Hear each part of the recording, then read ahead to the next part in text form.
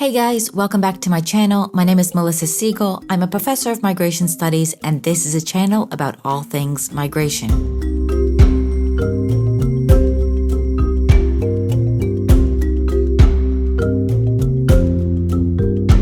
And today we are going to be talking about the securitization of migration. Now, what is the securitization of migration? We first need to talk about the term securitization, which is defined by Buzan and colleagues as the process of framing an issue as an existential threat, so something so urgent and dangerous that it requires extraordinary measures beyond normal political procedures. In other words, it's when a topic is deliberately moved from the realm of regular politics to the sphere of security, where emergency responses are justified. But how does this happen? Well, again, according to Buzan and colleagues, securitization is not just about identifying an actual danger, it's about convincing an audience that a particular issue is a fundamental threat that demands immediate and exceptional action. This process is what makes securitization a social construct and a self-referential practice. An issue becomes a matter of security not necessarily because it truly threatens survival, but because it is successfully presented as such. So once an issue is securitized, it often allows those in power to bypass normal democratic rules and humanitarian rights. Governments can justify actions like increased surveillance, military mobilization, restrictions on civil liberties, or even emergency policies that would otherwise be unacceptable. For example, in response to perceived security threats, states may impose travel bans, enforce stricter immigration laws, or introduce mass data collection programs, all under the justification of protecting national security. Now, when we talk about the securitization of migration, we are referring to this exact process.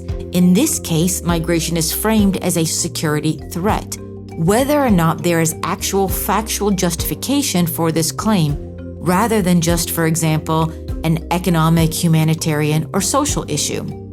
And it is precisely this classification that makes certain governance regimes, policies, and social norms acceptable, even though they might not have been under normal political conditions. The securitization of migration is not just about policies, it's about a social construct shaped by discourses, political rhetoric, and institutional practices.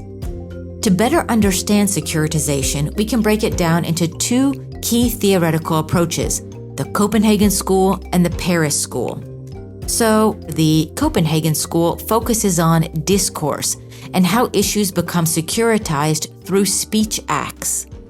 The Paris School really highlights practices and how security policies, institutions, and technologies reinforce securitization. The main idea when looking at discourse is that if an authority figure, such as a politician, a media outlet, or an institution, claims that migration is a fundamental threat to national security, public order, or cultural identity, it can legitimize extraordinary measures such as stricter border controls or detention centers. This happens when political speeches frame migration as an invasion or a threat to national identity. It also occurs when media coverage portrays migrants as criminals, terrorists, or economic burdens, or when legislative debates justify restrictive immigration policies by invoking public safety or national security concerns. For instance, this is very visible in the EU discourse that gained momentum after 2015, framing the influx of asylum seekers as a crisis that could destabilize European institutions. The association between irregular migration and the infiltration of terrorists into the EU territory further exacerbated these concerns. The clearest example of this is Trump's rhetoric regarding migration with slogans like "Deport illegals now" or "End migrant crime." Nevertheless, the securitization of migration is not limited to discourse. As Hausmans argues, the securitization of migration is a structural effect of a multiplicity of practices, This means that the ways migration is managed through technologies, security forces, and institutions actively construct it as a threat.